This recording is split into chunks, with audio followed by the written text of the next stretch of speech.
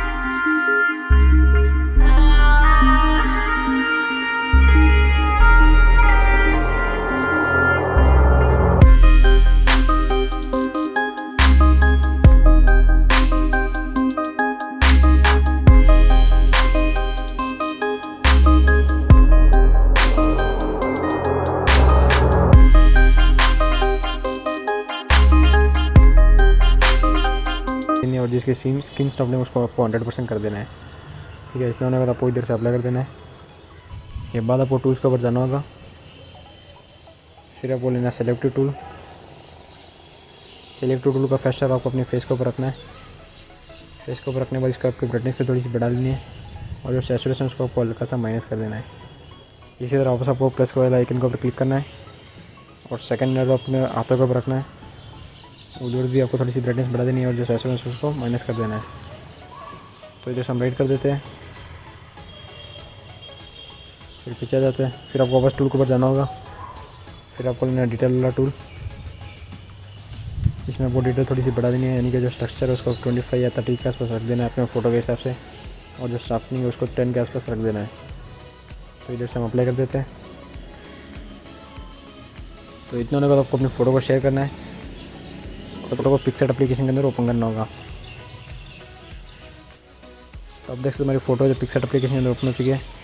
तो सबसे पहले आपको इफेक्ट कलर टूल के ऊपर आ जाना है। फिर आपको ढूंढना कलर वाला टूल, देख सकते हो लास्ट में जो कलर वाला टूल है इसके ऊपर आपको क्लिक करके आपको कलर रिप्लेस वाला ऑप्शन के ऊपर क्लिक कर लेना है।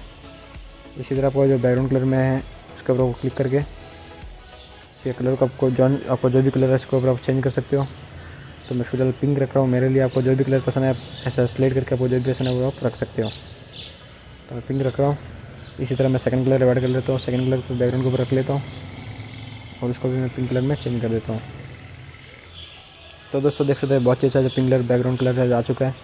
तो अगर आपके फेस के ऊपर थोड़ा कलर हो चुका था, जो ऊपर जो इरेजर का टूल दिख रहा है इसके ऊपर क्लिक करके इरेज वाला लेके आप अपने फेस के ऊपर से कलर को रिमूव भी कर सकते हो। तो मेरे में ज़्यादा नहीं आया तो मैं ज़्यादा कुछ करूँगा नहीं। अगर आपके अंदर भी आता है ऐसा फेस के ऊपर जो कलर ज़्यादा आता है तो आप इसको रिमूव कर सकते हो। तो इधर से मैं अप्लाई कर देता हूँ और उसको राइट कर देता हूँ। फिर आता हूँ ड्रा वाला टूल के ऊपर। फिर जो ऊपर 3 डॉट का ऑप्शन है इधर से मैं फ़ोटो को कर लेता हूँ सेव। दोस्तों इधर से सेव करने से क्या होता है, जो हमारी फ़ोटो की क्वालिटी HD क्वालिटी में सेव हो जाती है।